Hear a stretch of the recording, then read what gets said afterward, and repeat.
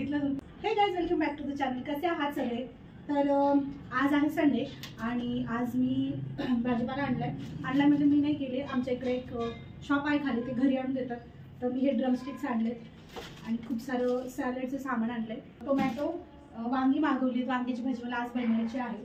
आणि त्यानंतर कोथिंबीर मागवली होती, पण आय डोंट नो हे का सांडली, म्हणजे हे तुटून गेले. आय डोंट नो का तुटले, कट झाला असेल चुकून. तर आता याला निसायचंय, पण हे सगळं निसण्या अगोदर मला ना फटाफट भाजी टाकून घ्यायची, कारण 12 वाजलेत आणि सकाळी खूप सारी कामं आवरलीत आम्ही. त्याच्यामुळं थोडंसं स्वयंपाकाला लेट झालं.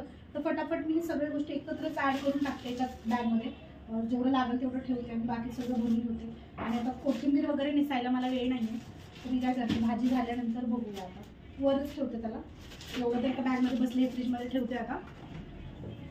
तर हे आता उद्या यूज करणार आहे मी. याला कट पण नाही करतात, मी कट करून ठेवलं तर सुकून जाते. मी असंच फ्रीजमध्ये याला ठेवून देईल.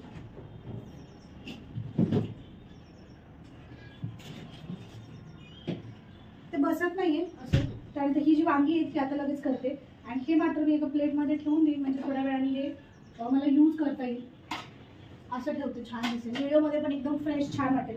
मी जिथे कुठे कोथिंबीर बघते ना, मला खूप जास्त फ्रेश फील होतं. हा टोमॅटो मला लागेल.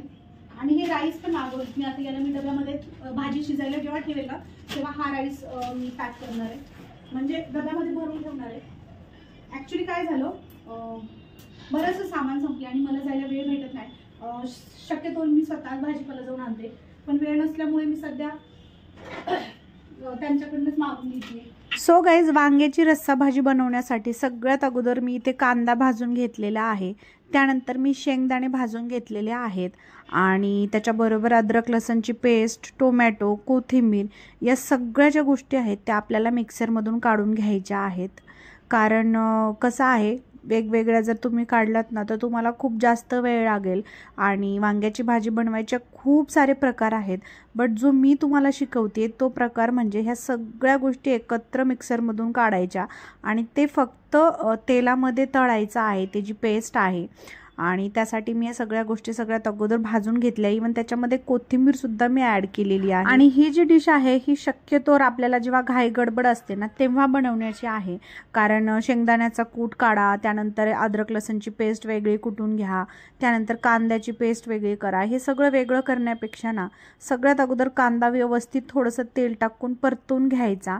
आणि कांद्याबरोबर टोमॅटोसुद्धा 1-2 मिनटं परतवून घेऊ शकतो. नाही घ्यायचं तर तुम्ही ते स्किप करू शकता. त्यानंतर लसणाच्या 4-5 पाकळ्या, त्यानंतर थोडीशी अद्रक आणि त्यानंतर कोथिंबीर, या सगळ्या गोष्टी त्या मिक्सरच्या भांड्यात टाकायच्या. आणि शेंगदाणे सुद्धा आपल्याला तेलामध्ये थोडेसे परतवून घ्यायचे आहेत, जेणेकरून थोडेसे ते कच्चे वाटणार नाहीत. आणि शेंगदाण्यामुळे आणि ह्या सगळ्या पेस्टमुळे काय होईल, जो रस्सा आहे वांग्याचा तो घट्ट पण होईल आणि त्याला एक वेगळीच चव येईल. आणि हे सगळं करण्याच्या अगोदर सुरुवातीला वांगे कट करून घेतलेले आहेत मी इथे. आणि वांगे कट केल्यानंतर ते मिठाच्या पाण्यामध्ये मी भिजवू घातलेले आहेत, कारण त्याला जो करवटपणा असतो तो त्याचा निघून जाईल. आणि सगळ्यात शेवटची स्टेप म्हणजे हे सगळी पेस्ट तेलामध्ये फक्त 1-5 मिनटं परतवून घ्यायची, लालसर होईपर्यंत. आणि त्यानंतर सगळं लाल तिखट, हळद, मीठ, मिरची हे सगळं त्याच्यामध्ये तुम्ही ॲड करून घेऊ शकता. आणि आता तुम्ही बघू शकता या सगळ्या गोष्टी भाजून मी मिक्सरमधून काढून घेणार आहे. त्याच्यामध्ये आता जिरे मोहरी टाकायचं आणि थोडासा कढीपत्ता टाकायचा. थोडंसं तेल गरम झालेलं नाही, जिरे मोहरी टाकलेत मी. हा आमच्या गार्डनमधला कढीपत्ता आहे, एकदम फ्रेश असा तोडून आणला मी. तुम्ही बघू शकता, झुंक होत नाही आहे. हां, तर याचा वास खूप जास्त सुगंधित आहे. हे अगोदर टाकून घेते. आणि त्यानंतर ही जी पेस्ट आहे ही पेस्ट आता आपल्याला याच्यात टाकून घ्यायची. हा चमचा जो आहे तो तव्यावर ठेवल्यामुळे गरम झाला आहे.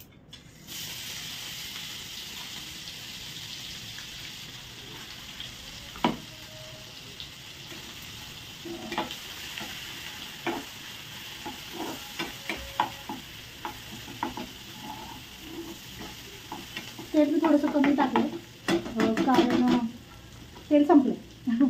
खरंच तेल संपलं. तेलाची जी बॉटल आहे ती संपली, आता ती धुवायला टाकली आहे. आता थोडक्यासाठी मी नवीन तेल त्याच्यात नाही भरणार. जोपर्यंत धुणार नाही ते तोपर्यंत त्याच्यात नाही भरणार. असो,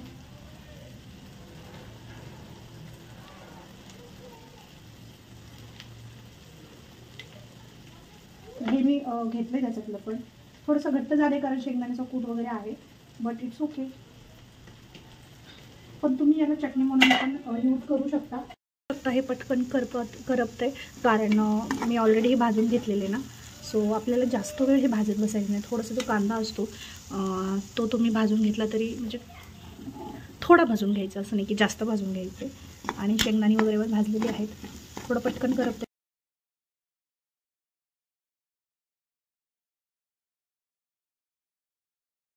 आपल्याला लाल तिखट घालून घ्यायचे, त्यानंतर थोडीशी हळदी टाकायची. लाल तिखट थोडीशी जास्त टाकूयात, बट आमच्या घरी जास्त खात नाहीत. आणि याला हलवायचं. याच्यामध्ये तुम्ही अजून एक मसाला ॲड करू शकता, कोणताही चिकन मटन मसाला किंवा मग गरम मसाला, तर तो मी लास्टला ॲड करेन. आणि त्यानंतर ही जी वांगी भिजू घातलेली आहेत ती मी बघा पाणी किती काळे झाले, याच्यामध्ये डायरेक्ट टाकायची. त्यानंतर जे सॉल्ट आहे ते लगेच टाकून घ्यायचं. अगोदर मी 1 चमचा सॉल्ट टाकून घेणार, आता याच्यामध्ये पाणी टाकायचं आणि मग हे हलवून घ्यायचं. Just minute. गरम पाणी टाकलं तर खूपच बरं, मी केलं नाही व्हिडिओच्या नादात, बट गरम पाणी जर टाकलं तर अजून बेटर. झाली आता भाजी. थोडासा मी रस्सा वाढवते याच्यातला, कारण एवढा पुरणार नाही, कूट आहे त्याच्यामुळे ही भाजी घट्टच होईल. तुम्ही बघू शकता किती घट्ट होती. तर थोडंसं अजून एक थोडंसं गरम पाणी करून याच्यात ॲड करते मी अजून. आणि त्यानंतर मी याच्यामध्ये अंबारी मसाला ॲड केला आहे. अंबारी मसाल्याच्या नंतर मी याच्यामध्ये कोथिंबीर ॲड करते. तुम्ही बघू शकता किती सुंदर दिसते, दिसायला एवढी सुंदर दिसते, ही किती मस्त बनेल. तर फटाफट तुम्ही ही भाजी बनवू शकता. म्हणजे अगदी घाई असेल तुम्हाला किंवा पाहुणे येत असतील तर कूट वेगळा करणं, मसाला वेगळा करणं असं काही जरुरी नाही आहे. तुम्ही हे सगळं एकत्र एकाच ह्याच्यात मिक्सरमधून काढून एकाच वेळेला. याला उकळी आलेली आहे आणि वांगे शिजल्याच्या नंतर आता भाजी रेडी आहे. तुम्हाला जेवढी त्याची कन्सिस्टन्सी ठेवायची तुम्ही ठेवू शकता, म्हणजे घट्टच आहे बऱ्यापैकी. 2 उकळी म्हणजे 2-3 मिनिटं उकळी देते आणि मग भाजी रेडी. गाईस जेवण वगैरे झालेलं आहे माझं आणि तुम्ही बाहेर बघू शकता किती ऊन आहे, खूप जास्त ऊन आहे. आणि मी थोडा वेळ झोपले पण होते, पण ब्लॉगचा एंडिंग करायचा राहून गेला होता. आणि मी या ड्रेसवर कशी दिसते मला कमेंटमध्ये नक्की सांगा. याची लिंक वगैरे मी तुम्हाला दिलेलीच असेल, म्हणजे याचा व्हिडिओ मी बनवला पोस्ट केला असेल. मागे पुढे माझे ब्लॉग येत राहतात. सो व्लॉग आवडला असेल तर नक्की लाईक करा. भेटू नेक्स्ट व्लॉगमध्ये. बाय.